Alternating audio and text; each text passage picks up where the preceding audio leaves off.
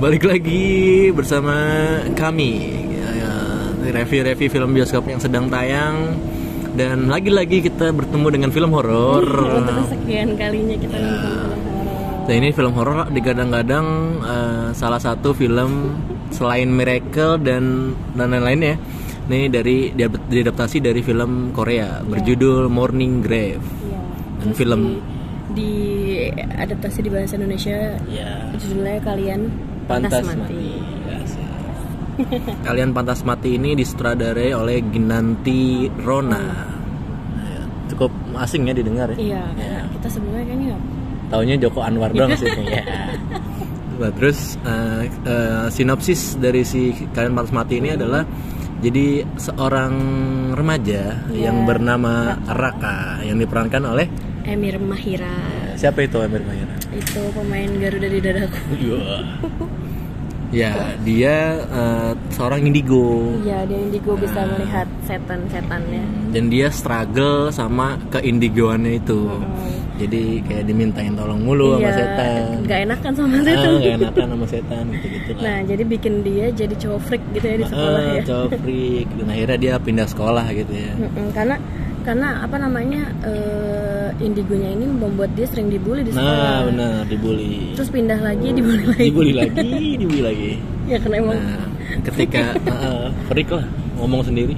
Terus si Raka ini punya paman namanya Ajat yang diperankan oleh Randika Jamil. Nah, ini dia stand up comedian. Terus si sama pamannya ini tuh punya kemampuan yang sama, jadi dia bisa indigo juga. Jadi dari engkongnya turun gitu kan kemampuannya ke pamannya sama ke dia. mamangnya ya. Kalau sana bilangnya mamangnya sama ke si Raka gitu. Nah, ternyata setelah dia pindah sekolah dari Jakarta ke Bogor, ternyata tidak membuat dia lepas dari arwah-arwah gitu kan yang mendatangi dia. Tetep ya. Dan akhirnya dia datangi oleh arwah yang belum tahu namanya nih di awal nih, diperankan oleh Z JKT48. Buat penggemar JKT ya tonton. Tolong. Udah pasti tahu ya. Like dulu video ini. Okay. Nah, gitulah. Jadi dia akhirnya bertemu sama si hantu yang diperankan oleh Z ini. Awalnya dia nggak ngira hantu ya. Enggak, jadi dia nggak tahu kalau itu hantu. Dan dia kayak seneng gitu lah ya, kayak kasmaran. Taunya pas sadar dia ternyata hantu. Nah terus pas dia akhirnya masuk ke sekolah dia yang baru di Bogor ini, ya kan dia kan pindah ke Bogor. Terus akhirnya dia baru masuk udah dibully aja. Udah dibully lagi aja. Mendapat perlakuan gitulah sama temannya lah. Ya yang tidak pantas. Nah terus karena dia indigo tuh nggak sengaja tuh dia melihat setan yang ada di sekolah itu ya, terus dia gambar namanya apa, menggambar setan masker. Bentuknya tuh setan pakai masker gitu. Nah terus teman-temannya tuh yang ngebully dia ini takut, kaget ya, karena kaget. kok lu tahu kan lu anak baru gitu. Apa lu tahu setan masker? Apa lu indigo? Gitu. Awalnya dia nggak mau ngaku karena takut dianggap freak lagi ya. Padahal dia udah nggak mau ngelawan ya bocahnya ya, cupu gitu ya kan. Ternyata setan masker inilah yang menghantui bahkan membunuh.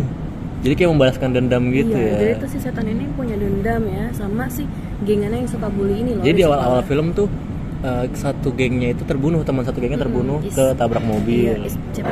Isbet kalau nggak salah Isbet. Tapi sebelum terlalu jauh kita akan menjelaskan pemerannya siapa aja selain yang tadi. Jadi tadi kita udah si JKT48 sebagai, kalau dinamain sama si Raka namanya Windy. Ya kan. Terus ada Emir Mahira sebagai Raka, Andrew Barrett sebagai Dodit nih temennya mereka yang suka bully. Terus Angel Sianturi sebagai Sonya, temennya tadi. Isur M sebagai Padudung. Padudung adalah penjaga sekolah sekaligus bapaknya si setan masker. Iya dong, bener dong ya. Randika Jamil tadi sebagai mamangnya, terus Kezia Caroline sebagai Nara, Satora Naraja sebagai Romi, Farandika sebagai Nino. Dan banyak dan lain sebagainya ya. Ada ya banyak. Tapi di nggak familiar ya. Geng bully ini ada 4 cewek sama 3 cowok. yang perlahan mereka mati satu persatu. iya mati persatu. Jadi di awal tuh udah ada adegan terbunuh ya, terbunuh temennya, ditabrak mobil, terus akhirnya semua kayak aduh kok dia meninggal gitu kan. Dan yang lainnya sih denial ya, yang aware itu cuma siswanya doang ya, karena nyebut setan masker gitu kan. Sampai akhirnya temannya satu-satu hilang. Jadi setelah dibunuh terus mayatnya diambil gitu. Jadi nggak ada jejaknya. Terus akhirnya tapi tetap ngebully nih. Iya ya masih membuli si siapa tadi ya, Raka ya. Raka dibully.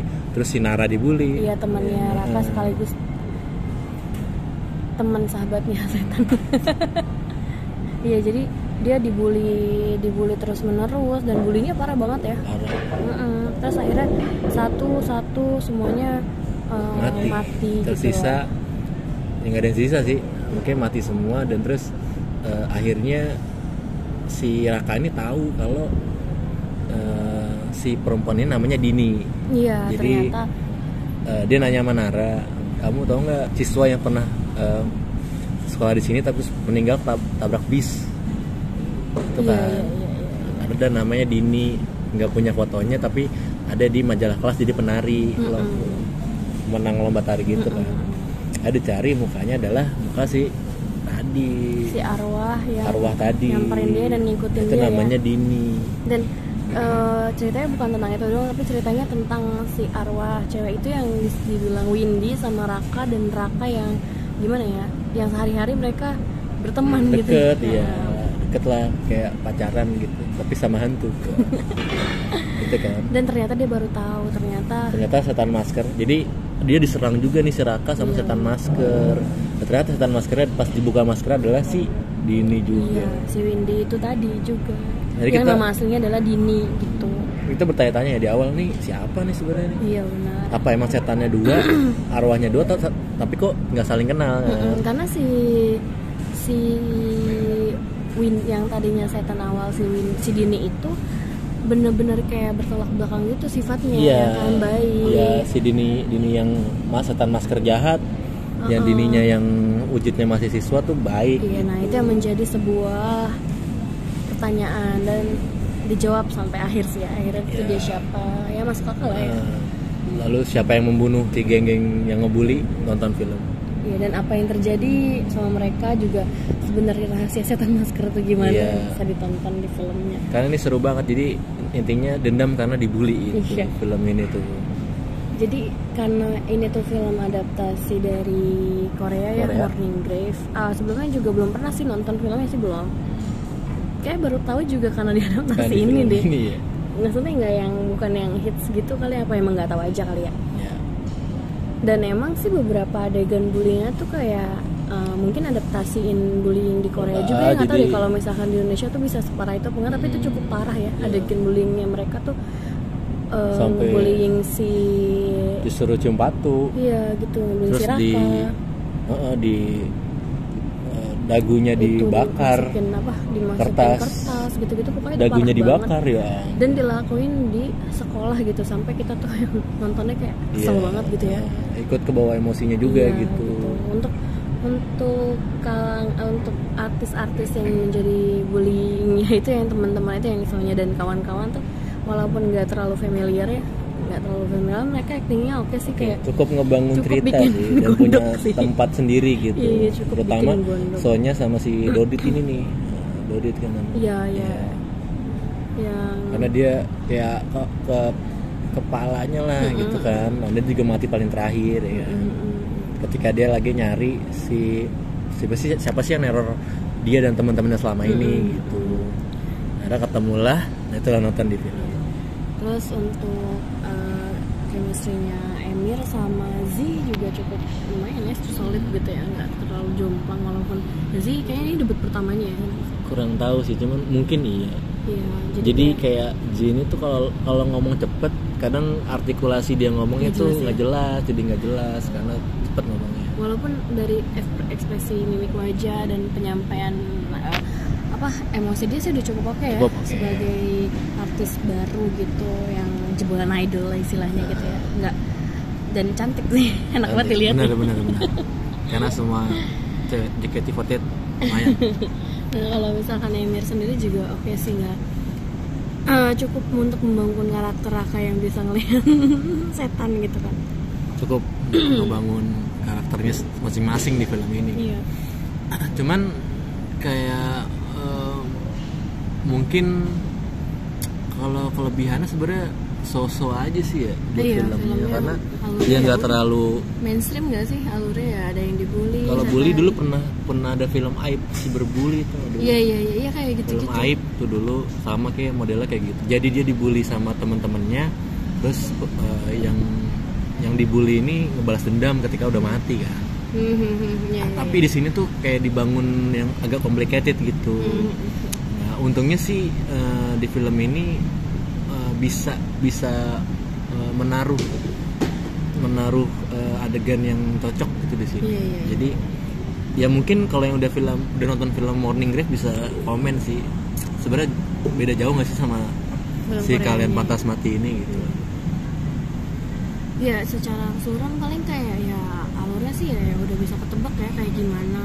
Terus ya sosok sih nggak jelek, kalau menurut kita sih nggak jelek, nggak yang sampai harus dihujat juga. Masih ya. Bisa dinikmati sama seperti film yang udah lewat. Cuman mungkin karena ini film adaptasi, jadi inilah jadi kekurangan juga gitu. Iya benar, karena kekurangannya ya kadang kita nggak bisa naruh logika kita di situ gitu. Iya benar. Terutama menjelang ending tuh yang ada bola-bola jatuh itu kan. Iya benar. Dan nggak masuk ini aja kok begini. Klise gitu. Banget ya kayak misalkan tiba-tiba itu, jadi kayak apa sih namanya, klise lah gitu kayak. Nah jadi tuh di ending ada adegan yang sebenarnya mayat-mayat itu tuh nggak dihilangin tapi dikumpulin satu tempat. Nah masalahnya nih kok bisa hantunya kayak gitu. Iya benar, karena dia atau maksudnya ngangkat orangnya gitu kan dia merasuk gitu. Iya, tapi kan itu udah berwujud mayat gitu. Nah, terus tiba-tiba bisa dikumpulin di satu tempat gitu. Iya benar. Secara film ya secara kalau logika film horor biasanya kan ya udah kalau mati ya udah gitu. Nah ini dikumpulin gitu. Dan itu juga nggak ada penyelesaiannya kan. Iya nggak. Kayak jadi tuh ya nanti tonton sendiri filmnya. Iya benar. Kok nggak ada polisi yang datang gitu lah. Kan ada di akhir polisi yang datang. Padahal gurunya mati. Terus gurunya mati juga kenapa ya? Kan semuanya yang jadi target itu satu kelas harus bener. Jadi Kalian Pantas Mati ini tuh satu kelasnya itu yang harus mati. Iya benar. Jadi nggak yang dibully doang ternyata yang mati. Bagian ending juga kayak tiba-tiba kumpul habis acara apa nggak tahu ya, tiba-tiba ada orang gitu aneh banget. Sekelas gitu. Mereka dari situ. Iya. Tahu kunci kan aneh gitu. Kayak terlalu cepet dan nggak ada alasannya kenapa dia ada di situ. Ya nangin film horor emang nggak boleh masuk. Iya sih. Ya. Apalagi ini adaptasi kan. Iya. Semuanya sangat serba tiba-tiba. Terus apa lagi kira-kira yang bisa dikomentarin dari film ini? Ya itu palingan ya klise banget sih, nggak yang apa tuh namanya, horornya juga nggak yang jump scare serem gitu. Kalau misalkan ada sih dikit jump scare-nya dikit. Iya dikit aja gitu. Maksudnya kayak dari kemarin kita nonton film ya udah aja gitu ya, nggak sampai gitu. Cocok sih kalau nggak suka yang horor serem, karena ini nggak terlalu serem. Palingan adegan ya agak-agak disturbing dikit lah ya, nggak terlalu. Ya dengan darah biasa lah. Darah gitu ya, misalkan fobia darah apa gimana gitu. Udah itu aja sih. Oke, sekarang berarti skor. Kalau dari aku, kayaknya 5/10. Ya 6/10 lah ya. 6/10. Masih suka lihat itu. Adegannya cakep banget. Iya, adegannya ketolong sama Z-nya sih. Ngeliatnya kayak cakep banget ya. Kalau orang lain mungkin kayak ini apaan sih gitu. Enggak sih. Karena semua pas jadi anak remaja gitu. Enggak yang orang dewasa dijadiin remaja gitu lah. Iya benar. Oke, kayak segitu aja review dari kita untuk film Kalian Pantas Mati. Jangan lupa like, subscribe, dan komen. Kalau misalkan ada dari kalian mau kita review film apa bisa di komen di bawah. Sampai ketemu di konten kami selanjutnya. Bye bye.